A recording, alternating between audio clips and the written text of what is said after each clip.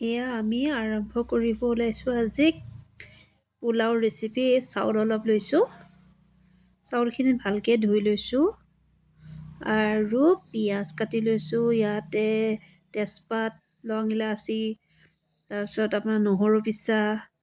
এতিয়া আমি কুকাৰটো গেছত বহাই লৈছোঁ, অলপ গৰম হ'বলৈ দিছোঁ।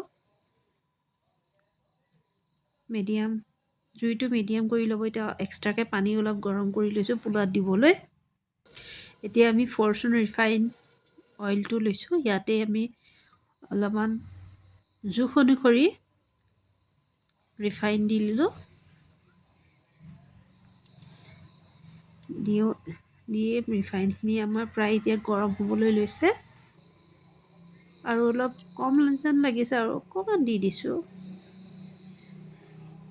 ৰিফাইনখিনি আমাৰ গৰম যাওক। অকণমান চেনি দিছোঁ যাতে কালাৰটো ভাল হয়।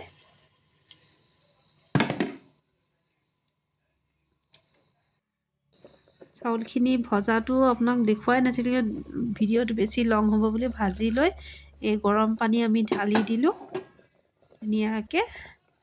ঢালি দি এয়া আপোনাৰ কুকাৰটো মাৰিলে আৰু আমাৰ পোলাও ৰেচিপি ৰেডি হৈ গ'ল।